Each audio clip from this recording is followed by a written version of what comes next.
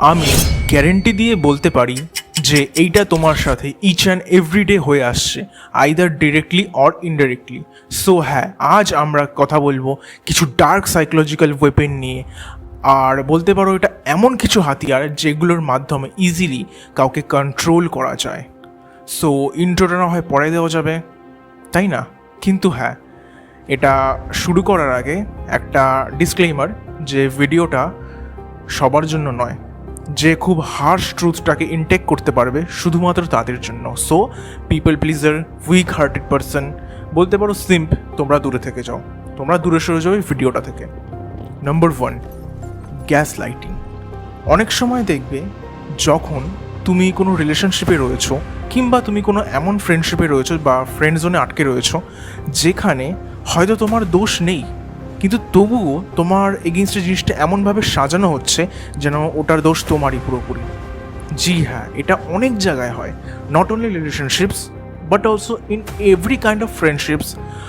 ফির বলতে পারো তুমি যে তুমি অফিসে রয়েছো, সেখানে কোনো প্রজেক্ট করছো, সেখানে অনেক কিছু এই গ্যাস লাইটিংয়ের মধ্যে থাকে।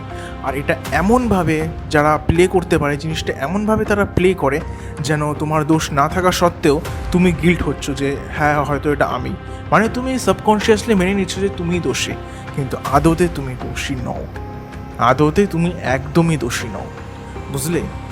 অ্যান্ড এটা করে কিভাবে? ওই যেভাবে বললাম যে তোমার দোষ না থাকা সত্ত্বেও হয় ইমোশনাল এক্সপ্রেশনটা খুব অতিরিক্ত বাড়িয়ে, বা খুবই পয়েন্টিং বিহেভিয়ারটা দেখিয়ে, বা খুবই প্রভোকিং বিহেভিয়ারে তোমার উপরে জিনিসটা পয়েন্ট করা হচ্ছে যে হ্যাঁ তোমার জন্য আমি এটা করতে পারিনি, সো দোষটা তোমার, just like blame game. And উল্টে তুমি এদিকে গিল্ট ট্রিপে যাচ্ছ যে হ্যাঁ এটা কি আমার সত্যি কোনো ভুল হয়েছে? Yes or no? এরকম কোয়েশ্চেন আসে আমাদের মাথায়।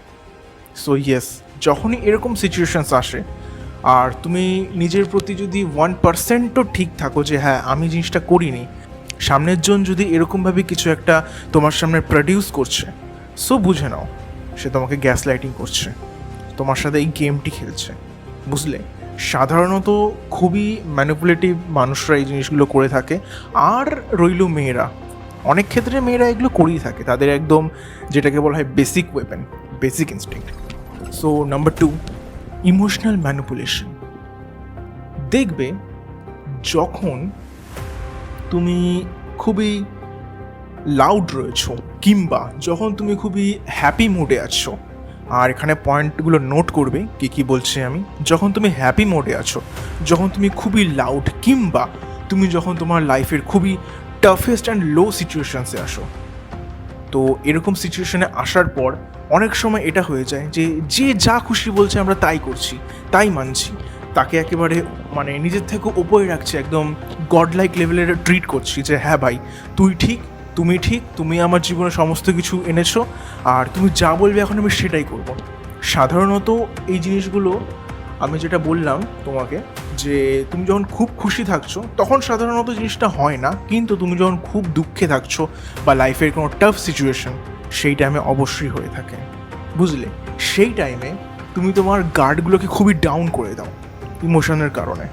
তোমার যে ইমোশনসগুলো চলছে সেগুলোর কারণে তুমি তোমার গার্ডসগুলো ডাউন করে দাও, যার কারণে যে কোনো খারাপ কিছু যদি তোমার উপরে প্রজেক্ট করা যায় তাই তুমি সেটাকে ভালো কিছু হিসাবে ইনটেক করবে। কেন? কারণ এখন তোমার গার্ড ডাউন, তোমার সাবকনশিয়াস মাইন্ডে তোমার ইমোশনাল ব্যারিয়ারটা পুরোপুরি ব্রেক হয়ে গেছে, বুঝতে পারলে?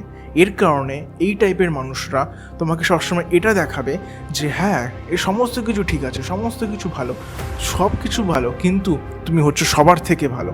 আমি জানি যে তোমার এখানে ফল্ট নেই, কিন্তু আমি জানি তুমি খুবই ডিফারেন্ট। আর এই ধরনের কিছু কিছু ম্যানিপুলেটিভ ওয়ে সাধারণত দেখা গিয়েছে যে যখন নাকি এরকমভাবে কেউ বলছে, হতে পারে মোটিভেশনের দিক থেকে, কিন্তু একটা ফলস ফ্যালেসি যখন তারা ডিপেন্ড করছে না, তখন এই জিনিসটা খুবই টক্সিকেস্ট অ্যান্ড রেড ফ্ল্যাগেস্ট হয়ে যাচ্ছে। এর কারণ হচ্ছে কি তুমি অজান্তেই তাকে ফলো করতে থাকবে, আর তার মাইন্ডে এটাই চলবে যে কখন আমি কি করে একে কোন কাজটা করাবো উইদাউট এনি এফর্ট, বুঝতে পারলে? আর সাধারণত এই জিনিসটা তখনই হয় যখন তুমি এরকম ধরনের জিনিসপত্র থেকে নিজের এক্সপেকটেশনস বাড়াতে থাকো। আর এটা তুমি সোশ্যাল মিডিয়াও দেখে থাকবে যখন নাকি তুমি কোনো রোম্যান্টিক রিল দেখছো কিংবা হার্ট ব্রোকেন স্টেটাস দেখছো, তুমি দেখছো দুটো ক্রিয়েটার এসে, একটা ছেলে আর একটা মেয়ে এসে বলছে যে বহুদিন পরে দেখা, কলেজ লাইফটা শেষ হয়ে গেল কিন্তু আমার তাকে বলা হলো না, এরকম টাইপের কন্টেন্ট অনেক রকমের ক্রিয়েট হয়ে থাকছে। আর এগুলো ধীরে ধীরে আমাদের মতো মানে টিনেজার্সদের ধীরে ধীরে ডিস্ট্রয় করে দিচ্ছে, ফলস এক্সপেকটেশনস আনাচ্ছে যে এরা বলছে যে এটা হচ্ছে, কিন্তু রিয়ালিটিতে ওরকম কোনো কিছুই হয় না। রিয়ালিটিতে যদি তুমি কাউকে ভ্যালু প্রোভাইড করো, সেখানে ভ্যালু আসার চান্স না কে বরাবর, কারণ হচ্ছে ডায়নামিক্সগুলো পুরোপুরি আলাদা। সবাই এখানে একটা যেটাকে বলা হয় হাইপার গেমে বেটার জিনিসের দিকেই সবাই যায়, সেটা মেয়ে হোক, অপরচুনিটিস হোক, কিংবা সেটা তোমার ম্যাসিভ গ্রোথ হোক, সবই ধীরে ধীরে কনসিস্টেন্ট ওয়েতে তুমি যদি ডিসিপ্লিন থাকো, তুমি যদি তোমার লাইফ নিয়ে গোল নিয়ে ডিসিপ্লিন থাকো, দেন ইটস ওকে, তোমাকে কেউ টাচ করতে পারবে না। কিন্তু যদি তুমি এই ডোপামিনগুলোকে like that sad songs or this kind of romantic and sad kind of reels, বুঝতে পারলে, এরকম টাইপের রিলস দেখে যদি তুমি নিজেকে সারাউন্ড করো আর ফলস বিলিভ আনো, আর যদি সেটাকে তুমি বারবার স্টেটাসে দিতে থাকো, তাহলে ব্রাদার তোমাকে ম্যানিপুলেট করা খুবই ইজি। কেউ খুবই ইজিলি তোমাকে জিনিসটা যে কোনো কিছু বিক্রি করে দিয়ে চলে যেতে পারবে, বুঝেছো? এটা হলো ইমোশনাল ম্যানিপুলেশনের সব থেকে বড় আর সব থেকে ডেঞ্জারাস সাইড, যে তুমি তোমার গার্ড যেই মাত্র ডাউন করছো সেই মাত্র তোমার ভেতর থেকে সমস্ত কিছু প্রোটেক্টিভ লেয়ারটা চলে যাচ্ছে। আর হ্যাঁ, হয়তো সারফেস লেভেলে এটা খুবই কমপ্লেক্স লাগছে, কিন্তু যখন তুমি নিজে জিনিসগুলোকে এক্সপ্লোর করবে তখন বুঝতে পারবে। জাস্ট লাইক দ্যাট, এরকম অনেক স্যাড সং সিঙ্গার্স আছে যারা নাকি এরকম স্যাড সংস লেখে এবং তারা এরকম ইউটিউবে বা বিভিন্ন প্ল্যাটফর্মে রিলিজ করে, অনেকে আছে, আমি নাম নিতে চাইছি না, কিন্তু হয়তো তুমি এটা রিলেট করতে পারবে। তারা মাস জিনিসটাকে বুঝতে পেরেছে যে হ্যাঁ, মাস কী চায়, ভিড় কী চায়, পাবলিক কী চায়, একটা ম্যাসিভ অডিয়েন্স কী চায় তার থেকে। জি হ্যাঁ, এর কারণে তারা জিনিসটা রিভার্স ইঞ্জিনিয়ারিং করে ফেলেছে, যে যদি আমি এই জিনিসটা করছি তাহলে তারা রিলেট করতে পারবে, আর রিলেট করতে পারলে তারা আমাকে বেশি বেশি করে শুনবে, বুঝতে পেরেছ? আর এই করেই তারা massive amount of fan following বাড়িয়ে থাকে। সেটা হতে পারে এনার্জেটিক ভাইবে, সেটা হতে পারে খুবই স্যাডেস্ট ভাইবে, সেটা হতে পারে আউট অফ দ্য বক্স কিছু ভাইবে, বুঝতে পারলে? তো এই হচ্ছে ব্যাপার ইমোশনাল ম্যানিপুলেশনের। Number 4, inconsistence in maintaining distance. এটা আমি নিজের থেকেই বানিয়েছি সাধারণত, মানে এটা আমার এক্সপিরিয়েন্স থেকে বানানো, যে অনেক সময় অনেক ক্ষেত্রে দেখা গিয়েছে, যে কোনো ক্ষেত্রে আমি এটা সাধারণত আমার লাইফে অনেক দেখেছি, প্লাস এখন যখন দেখতে পাই তখন আমি নিজে থেকে সরে আসি। কারণ অনেক সময় দেখা গিয়েছে যে যখন তোমার থেকে কিছু আদায় করার হবে বা তোমার থেকে কিছু বের করানোর হবে বা ইচ অ্যান্ড এভরি যা খুশি হতে পারে, তখন সাধারণত তারা একটা সারফেস লেভেলের ডিস্টেন্স মেনটেন করে। নতুন নতুন ক্ষেত্রে দেখবে, যে সাধারণ জ্ঞান দিচ্ছি, মানে সাধারণ এক্সাম্পল দিচ্ছি সারফেস লেভেলে, যে দেখবে যেই মেয়েটাকে তুমি হালকা হালকা পছন্দ করো, কোনো টাইমে, কোনো ইনস্ট্যান্ট অফ টাইমে সেই মেয়েটাও তোমার সাথে কথাবার্তা বলে, তোমার সাথে খুব এমনভাবে বিহেভিয়ার করে যাতে সেই মেয়েটাও তোমাকে পছন্দ করে। বাট এইখানেই তো আসলে সব থেকে বড় একটা টার্নিং পয়েন্ট, মেয়েটা একটা সার্টেন অ্যামাউন্ট অফ ডিস্টেন্সে থাকে। যখনই তুমি মেয়েটার কোনোভাবে ক্লোজে আসতে চাও, তখনই মেয়েটা বলে না আমি একটু যাচ্ছি, আমার একটু এই কাজ আছে, আমার একটু ওই কাজ আছে, বা তুমি তাকে দেখা করার কথা বলো, তখন এরকম জিনিসটা হয়ে থাকে। কেন? কারণ তোমার ফ্রেমটা অলরেডি সেখানে ভেঙে গেছে, বুঝতে পারলে? অ্যান্ড সেকেন্ড অফ অল, এটা খুব সেলস আর মার্কেটিংয়ে খুব কাজে আসে এই জিনিসটা, কারণ যখন তুমি তোমার ভ্যালুটা পারসিভ করাবে, হতে পারে তোমার কোনো প্রোডাক্ট, হতে পারে তোমার কোনো ওয়েবসাইট, বা হতে পারে তোমার কোনো নিজস্ব কোম্পানি সেলস আইটেম দিয়েছে, সেটা যখনই তুমি এরকম দেখতে যাবে তখনই দেখবে কাস্টমার প্রথমে বলবে যে না আমি নিতে চাই না, কিন্তু সে ইন্টারেস্টেড আছে, সে কখনোই ডিরেক্টলি এটা বলছে না যে না আমি নিতে চাই না, হয়তো একবার দুবার বলেছে, কিন্তু তবুও বলছে যদি দামটা কম করা যেত খুব ভালো হতো।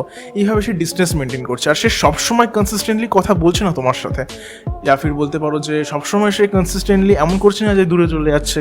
যদি আমি তোমার সেই ক্রাশের এক্সাম্পল দিই, সো কল্ড, যদি সেই মেয়েটার এক্সাম্পল দিই, তো সে তোমার থেকে দূরে চলে যাচ্ছে না, ঠিক এমন কিছুটা দূরত্বে রাখছে যেই কারণে যাতে তুমি তার থেকে মানে তাকে সেই ভ্যালিডেশনটা তুমি দিতে পারো, বুঝতে পেরেছো? Kind of bread cramp. এটাও অ্যাড করা দেওয়া উচিত ছিল আমার, বাট ওকে, কভার আপ যখন হয়ে যাচ্ছে তো হয়ে যাচ্ছে। সো এটাও একটা চিপেস্ট ট্যাকটিস, কিন্তু জিনিসটা খুবই ইজিলি জিনিসটা করা যায়, যে তুমি একটা certain amount of time yeah ফির certain amount of distance maintain করে তুমি তাকে কনভিন্স করছো যে এটা এইভাবে নয়, এইভাবে হবে, আর আমি এইভাবে ছাড়া এইভাবে আসবো না। ঠিক যেমন এটা সেলসে হয়, তেমন যে কোনো one sided love so called তোমাদের যে ক্রাশগুলো থাকে তাদের ক্ষেত্রেও হয়ে থাকে। কিভাবে হয়ে থাকে? কারণ সে অ্যাটেনশন পাচ্ছে, ভ্যালিডেশন পাচ্ছে, কিন্তু তারা কখনো তোমার কাছে ওপেন হচ্ছে না। আন্ডারস্ট্যান্ড? অ্যান্ড এগুলো যখনই আশেপাশে হতে থাকবে তখনই ব্রাদার এখান থেকে দূরে সরো। সেলস আর মার্কেটিংটা আমি ওই দিকে আনছি না, কারণ সেটা সম্পূর্ণ আলাদা ওয়ে।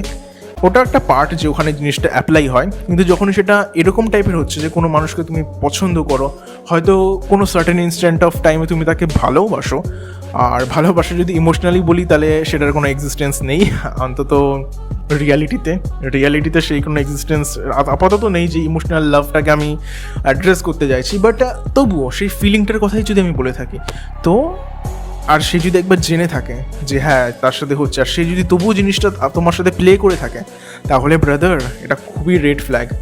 এটা খুবই রেড ফ্ল্যাগ আর খুবই ডেঞ্জারাস। তুমি কখন একদম জিরো হয়ে যাবে, তোমার এনার্জি একদম জিরো হয়ে যাবে, তুমি বুঝতেও পারবে না। বোঝা গেল? So next, fake dominance. Alright, fake dominance নিয়ে আর কি বলবো, জিনিসটা তুমি তোমার চোখের সামনেই দেখে নিয়েছো। অনেক রকমের এরকম নেতাদের দেখবে যারা কিনা বেশি পড়াশোনা জানা হয় না, কিন্তু তারা ভাষণটা খুব ভালো করে জানে। তারা জানে যে কি বললে আমি মাস ম্যানিপুলেট করতে পারবো, কি করলে আমি মাস ম্যানিপুলেশনটাকে করতে পারবো, কি করলে আমি এই পাবলিকটাকে হোল্ড করতে পারবো। আর সাধারণত এরকম কয়েকজন মানুষ আমাদের আশেপাশেও থাকে। তারা দেখাবে হয়তো তাদের জিমের ফেক পিআর দেখিয়ে, কিংবা স্পেসিফিক কোনো কিছুকে অর্ধেক সত্যি বা অর্ধ সত্যতা যাচাই করে দেখাবে যে হ্যাঁ এটা তো এভাবেই হয়, তুমি ভুল আছো, আমি সব কিছু জানি, আমি তোমাকে গাইড করতে পারি। ফেক হোপস দেখাবে তোমাকে যে না কোনো ব্যাপার না, তুমি এটা করতে পারো নি, ডোন্ট ওয়ারি, আমি আছি, এরপরেও অনেক কিছু আছে, এরপরেও এটা আছে। আর এরপরে তোমার এক্সপেকটেশনস জাগবে, আর এক্সপেকটেশনস জাগার পর তুমি অটোমেটিক্যালি তার কাছে ওপেন হয়ে গেলে যে হ্যাঁ I am open to you, now you use me. এখানে তুমি তো নিজেকে ইউজ মি বলছো না, কিন্তু তারা সেটাকে এভাবেই ধরছে। তুমি হয়তো বলছো ইয়েস ইউ গাইড মি। আর এই জিনিসটা দেখবে অনেক ক্ষেত্রে এটা হয়ে রয়েছে যে যখন তুমি কোনো ডিসিশন নিতে যাচ্ছ আর তুমি এমন কাউকে শেয়ার করছো যাকে হয়তো তোমার অতটা স্টেবল মনে হয় না, বাট তুমি তোমার পয়েন্ট অফ ভিউটা শেয়ার করার পরে তার থেকে এই ফিডব্যাকগুলো পাচ্ছ, সে তোমাকে পুরোটা সত্যি বলছে না, এটা বলে আটকে রাখছে, ঠিক আছে আস্তে আস্তে দেখা যাবে, আস্তে আস্তে দেখা যাবে, কাইন্ড অফ ফেক হোপস যে হ্যাঁ এর মধ্যে অনেক কিছু আছে। বুঝতে পারলে? সো প্রথম ভিডিওটা কেমন লাগলো জানিও। ছিলাম অভিক দাস, তোমাদের বাংলা ক্রিয়েটার। আমি হিন্দিতেও কন্টেন্ট ক্রিয়েশন করি, ভ্রাভোভয় অঙ্কন আমার নাম আছে ইউটিউব চ্যানেলে। সো আজকের জন্য এতটাই। বলো কেমন লাগলো প্রথম ভিডিও, কিছু ভুল জিনিস হলে ক্ষমা করে দিও। সো বাই বাই, আজকের জন্য এতটাই। আবার দেখা হবে এরকমই কোনো একটা ভিডিও নিয়ে, এরকমই কোনো একটা ডার্ক সাইকোলজিক্যাল ওয়েপেনগুলোকে নিয়ে। সো সাবস্ক্রাইব করে দিও অ্যান্ড বাই বাই।